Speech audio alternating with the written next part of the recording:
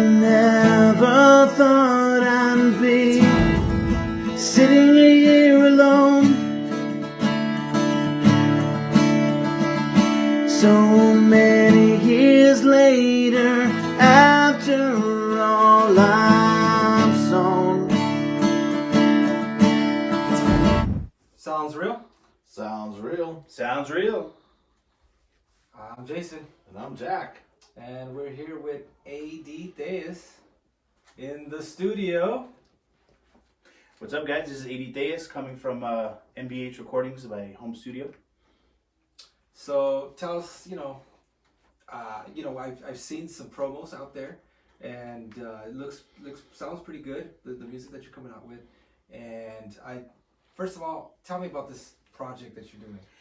So the project actually was born after kind of a new chapter in my life, I guess you could say. I decided to break back into music. I had about a 10-year hiatus from the music scene. I played in several bands over the last few years, last 25 years or so. Wow. And I decided to do something different this time. I wanted to go with solo, a little more bare bones, a little more real, I guess a little more raw. So I'm going a different direction now. I'm doing everything on my own right now. I'm really focusing on more acoustic stuff. Mm-hmm. Real kind of heartfelt, more just real stories about life and stuff like that. So that's kind of the direction I'm starting with right now. Interesting. Yeah, and I was gonna say that like your songs, to me, have that like Americana type of feel to them. Kind of remind me of like Brian Fallon type of stuff, Gaslight Anthem, even some old Bruce Springsteen. This type of that feel, that flow, like a nostalgia, kind of bittersweet type of stuff going on. And see, I'm from that era, and truth be told, I did grow up on a dirt road from when I was a kid. I grew up on a little on a horse ranch on a farm out in the Upper Valley. Oh, really? Riding horses and picking up bales and stuff from the fields. I mean, you'd never know by looking at me, but that's exactly how I grew up. So I mean, it's not far off. I didn't really do that on purpose, to be honest, though. My old truck, I just decided it would be a good co-star.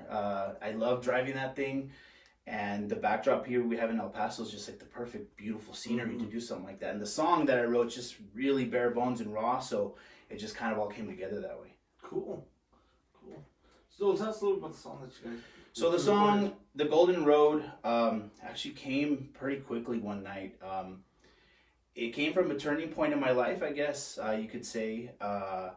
About a new chapter, a new stepping stone, and honestly, I mean, I don't know how people are going to take it, but my renewed faith in God, honestly, it's been a huge part of my life, and I decided that it deserved a part of the song, and it ended up bringing a majority part of the song, and the way the song feels and the way it kind of ended up coming to be.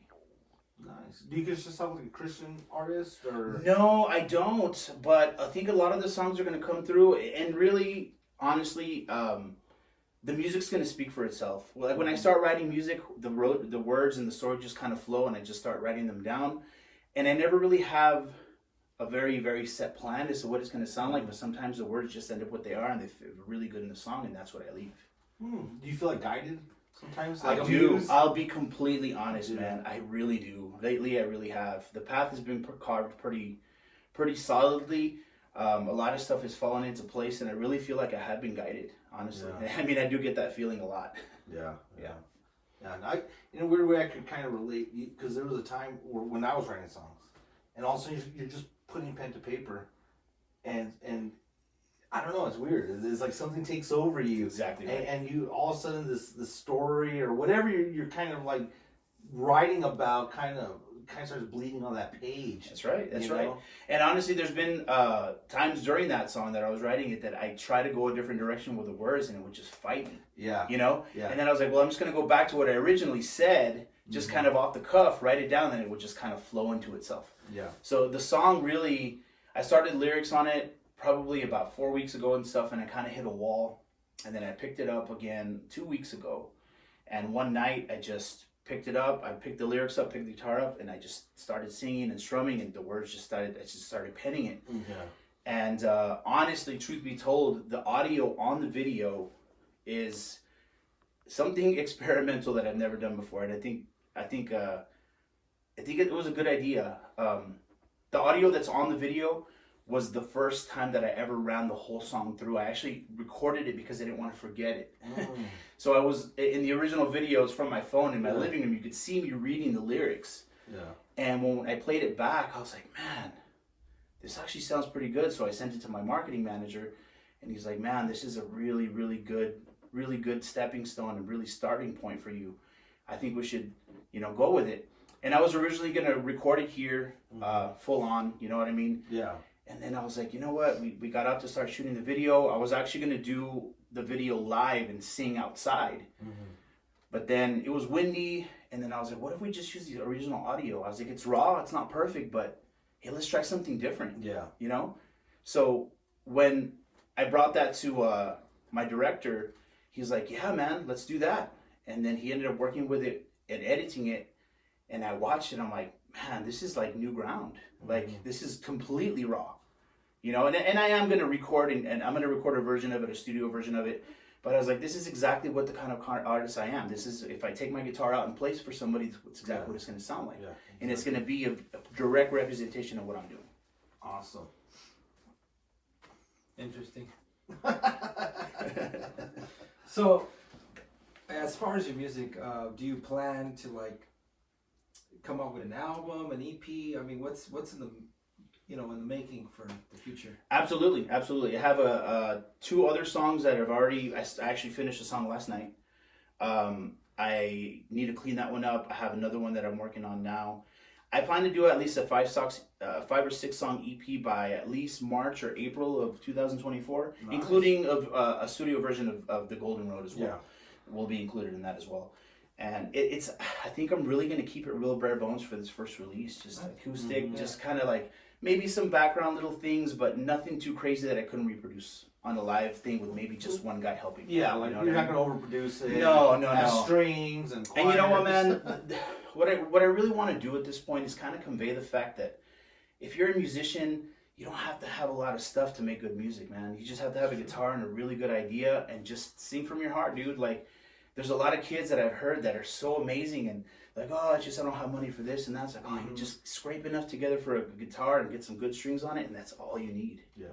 And that's why I wanted to release a song with that audio, because it's you don't need a studio, man. If you get a good take of something, people these days want real. Yeah, I totally agree with that. I think it resonates with people. They want something authentic. Because a lot of music is just, a lot of it's mass produced now. The bands don't even play live together. They're just play this riff and then play the chorus and then we'll just put it all together at the very end and let's put some vocal tuning on it and whatever. And I'll be completely honest with you, back when I started getting into home studio technology, it became so easy to use it as a crutch. Yeah. You mess up a part and you can chop it up into little tiny pieces until it sounds right, instead of back in the old school when they had one take. You're recording to tape, so you guys have to play your stuff perfect, you know? And I'm kind of a fan of that. So I really want to try and get that back. That way, musicians that don't have that technology, don't have the resources and stuff to do that, can just get a good little mic, a little digital recorder, record at home, and if you run it through and it sounds awesome, just go with that. Even if it's not perfect, if it's from your heart, it's going to resonate. Oh, yeah, totally agree. We used to record a lot of our stuff. A little 4-track. A little 4-track. 100, dude. I started on a Tascam 4-track when I was in high school, man. And we used that by the tapes, the really long 90-minute tapes. Yeah, man. Yeah, that's where we started too. Actually, in fact, I have a Tascam still in storage in my garage. It's a digital one that burns to CDs, but that was the jump right from the 4-track tape. Yeah. And that, I still have a lot of really old music from my original bands on there. And we used to be oh, dude, we got to do it again. You couldn't cut you can now. No. You used to have to erase it and then go back and do it again. And you do it again until it's perfect. And this was perfect. So so I'm just trying to go back to grassroots kind of music. Because, if you think about the Beatles and Led Zeppelin, and those guys went into the studio and were on reel to reel, man. They put mics on all of them and they jammed the whole song out. And what was on those records was real. Yeah. No digital, no vocal correction, none of that. Yeah, mistakes and all too. Yeah. That's what I'm saying. It's real. That's the point. Yeah. And that's why I decided to go this route. I'm gonna get a lot of flack. Oh, he's out of tune here. The vocal kind of dropped here. I'm like, you know what? That song came, and I believe in it. So I'm just gonna release it to the world the way it is. And I'm gonna do a studio version of it. It's gonna sound nice and cleaned up. Yeah. But again, I'm not going to use the technology and cutting as a crutch. I'm going to do the guitar line thing all the way through, do the vocal line through until I find one that I'm really happy with, and then just release it that way, even if it doesn't sound perfect. Awesome. Nice. Nice. No, stripped down to, straight from the heart, and I like it. And we look forward to seeing this hopefully on streaming. Is that? Yeah, the full video drops this Friday, December 15th. Actually, Nice. it's going to be uploaded to YouTube, and I'm going to push it out to all the media, whoever will pick it up. TikTok, IG, Facebook. Whoever will pick it up and send it out. I'm going to depend a lot on people on sharing it. I think it's just going to be a testament to the fact that you can do, if you really have a good idea, just record it and send it out, show it to people. You never know what's going to happen. You hear that? Check out AD Tellez. He's coming out. When can we see you live, though? And what? I said, when can we see you live? Oh, yeah. Well, what's funny is that yesterday in the morning, I had already planned to take my kids down to Winterfest. I got a text message from an organization that wanted me to play live there yesterday. Wow. They're like, that's can you do awesome. one? Can you? We saw you online. We saw the stuff, the teaser. We saw some of your previous videos. Can you possibly come do an hour? We'll set you up right in front of the Plaza Theater during Winterfest. Wow, that is awesome. And I was really taken back. I was honored. I was humbled. I was like, humble. wow. Yeah. It came fast. I was not expecting it. And I said, you know what? I'll be honest. I don't have a full set ready. I don't have anything polished yet that I'm not happy with. They're like, well, as soon as you're ready, our organization is more than happy to put you on events. Very cool. And Silas Gray actually had come to me. Yeah, Gray!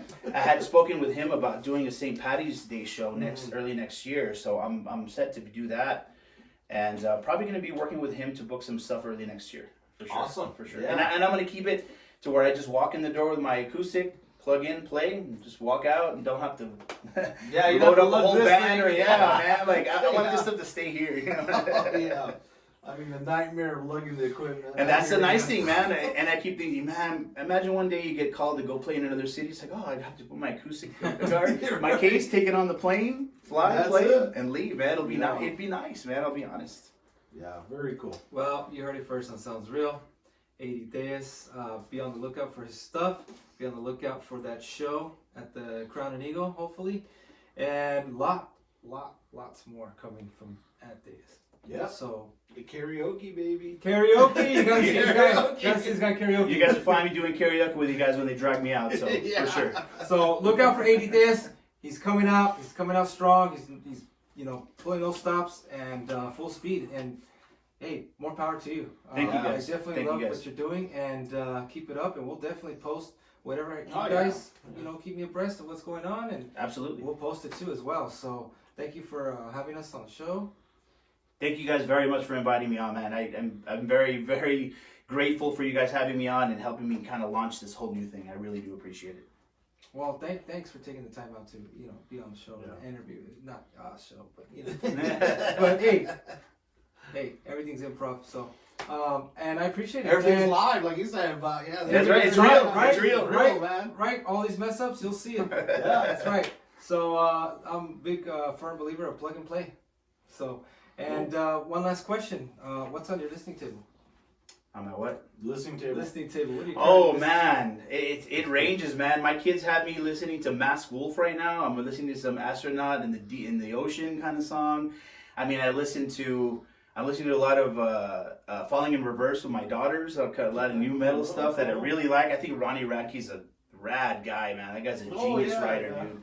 She's got me back listening to his punk stuff, some really soft stuff. That new Papa Roach thing he released, man. That guy's a genius, man. He's a really awesome musician, God, man, it ranges, dude. Metallica to Seven Dust to all the stuff like Eagles and stuff we were singing the other night. Yeah. I mean, it's all over the place, literally. I mean, I listen country, Florida Georgia Line, George Nice. Strait. I mean, Garth Brooks from back in the day, the little Thunder Rolls here and there. Yeah. I take it all in. That's awesome. Nice. Well, thank you. And as always, sounds real. Sounds real. And we're out.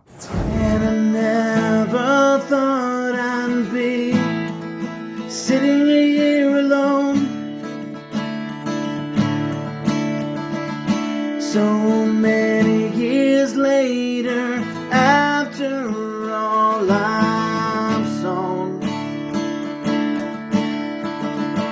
In this moment I'm scared and I don't know what